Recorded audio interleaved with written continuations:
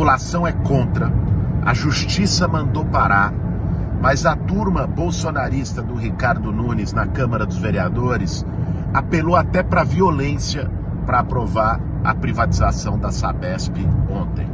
Tudo sem transparência, às pressas, um tremendo absurdo. Pra vocês terem uma ideia, o prefeito sancionou a lei depois que ela foi aprovada 25 minutos depois e publicou edição extra do Diário Oficial. Ou seja, tudo assim assodado, feito debaixo do pano, até porque a justiça tinha dito que aquela votação não poderia acontecer. Tá tudo errado. E olha, nós vamos seguir em frente lutando para reverter esse absurdo da privatização da Sabesp. A população de São Paulo viu o que aconteceu com a energia elétrica, com a Enel. Eles querem agora criar a Enel da água. Imagine o que foi esse período, ter o apagão da energia, imagine apagão da água. O sacrifício que pode ser. É isso que eles querem impor para a população de São Paulo. Então, nós não vamos permitir e vamos seguir nessa batalha. É isso aí, gente. O político Aldo Rebelo, que vive se pagando de nacionalista, não deu um único pio sobre a privatização da Sabesp, acelerada pelo candidato dele, o Ricardo Nunes. Por isso, eu digo e repito. Aldo Rebelo é um nacionalista de goela, que agora está ligado ao bolsonarismo mais entreguista do país. E, mesmo que o Ricardo Nunes vença, nada vai mudar essa realidade entreguista. Falando em bolsonaristas, hoje, o ministro do STF, Alexandre de Moraes, resolveu soltar o Mauro Cid. Vejamos os motivos dados pelo Xandão para soltar o ex-assessor do Bolsonaro. O ministro Alexandre de Moraes relata que nesse período da prisão, Mauro Cid, primeiro, deu mais informações a respeito do seu interlocutor, com quem estava falando a respeito daquelas mensagens. E apesar do conteúdo, o tenente-coronel Mauro Cid reafirmou que quando fez um acordo de colaboração premiado com a Justiça, agiu de forma livre e espontânea, que ele foi preparado por seu advogado para fazer este acordo, ou seja, de que ele estava consciente dos atos que estava tomando e, basicamente, que estava realmente disposto a continuar sendo um colaborador. Lembrando que quando alguém fecha um acordo de delação premiada, de colaboração premiada, ele abre mão de não responder, de não participar, tem o compromisso de dizer sempre a verdade, de colaborar com todas as investigações quando for solicitado. Em troca disso, acaba por ter um benefício, principalmente esse benefício deve aparecer quando do oferecimento da denúncia, o que ainda não aconteceu. Portanto, o ministro Alexandre entende que neste momento não justifica mais manter Mauro Cid preso, entretanto, ele terá que cumprir medidas cautelares, medidas que ele estava cumprindo já anteriormente, antes de voltar a ser preso. Quais são elas? Bom, tem que comparecer semanalmente na Justiça, não pode conversar com outros investigados, não pode usar redes sociais, será monitorado pela Justiça durante todo o tempo. Outra notícia que tem bombado nas redes sociais é sobre uma fala absurda de um pastor bolsonarista sobre sua própria filha. O cara, além de ser um sem noção, ainda acha que está falando a coisa mais normal do mundo. É o típico defensor de goela da família conservadora. Eu quero ser pai de um menino e de uma menina, que eu não quero ninguém me parando em final de culto falando assim: você não sabe como é que é uma menina. Eu sei como é que é uma menina. Eu peguei minha filha um dia, dei beijo nela, falei que amava ela, ela passava e eu falava assim: nossa, que mulherão, ai, se eu te pego. Aí ela ficava assim: credo, pai, você já é da mamãe. Aí dava beijo nela. Um dia ela distraiu, o senhor deu um beijo na boca dela. Ela falou assim: que isso, pai?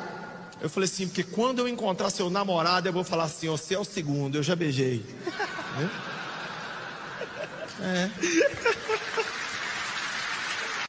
Agora, fiquem com algumas informações trazidas pelo Flávio Florencio, que também tem canal aqui no YouTube, que realmente são muito preocupantes. Suposto acordo entre o STF e o Senado impedirá que Sérgio Moro seja cassado, e suposto acordo entre Pacheco, Lira e deputados da extrema-direita bolsonarista poderá permitir que Bolsonaro se candidate à eleição à presidência em 2026. Se é notícia ruim que você quer, tá no lugar certo. Sérgio Moro não esconde mais de ninguém que está super confiante que não será cassado no julgamento no TSE. Por quê?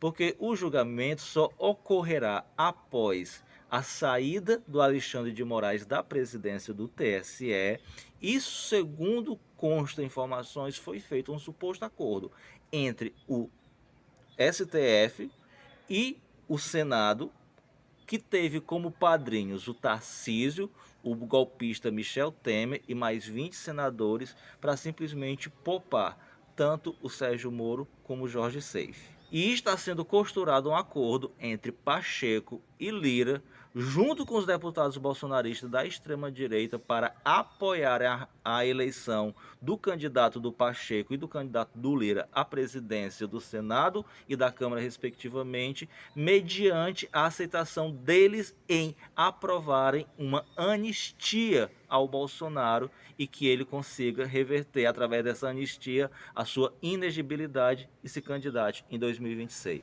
É mole ou quer mais? Inclusive, já tem nova data de ato pró-Bolsonaro marcado. Será dia 16 de junho em Joinville, Santa Catarina, berço do bolsonarismo. Para finalizar, falando em hipocrisia bolsonarista, hoje, a Controladoria Geral da União puniu a empresa contratada pelo Gabinete de Intervenção Federal, em 2018, pela compra de 9.000 coletes à prova de bala.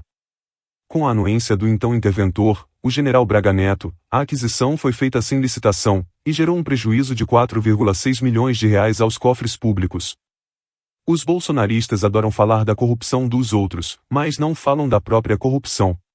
A CGU punindo a empresa, aquela empresa, lembra, contratada em 2018 pelo Gabinete de Intervenção Federal aqui no Rio, que era comandado pelo general Walter Braga Neto, furo da nossa produtora Juliana Braga, lá no meu blog no G1.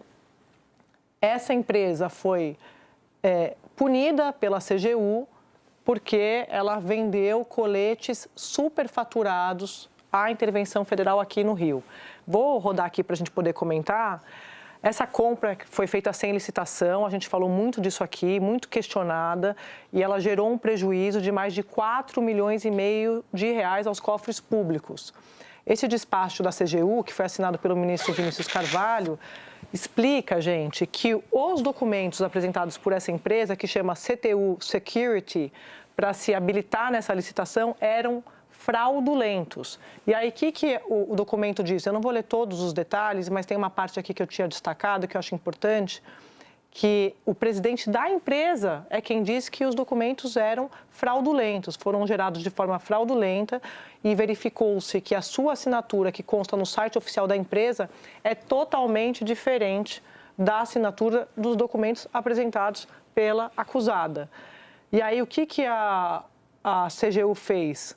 Multou essa empresa. A empresa foi considerada inidônea e, com isso, ficou proibida de fechar novos contratos com o poder público.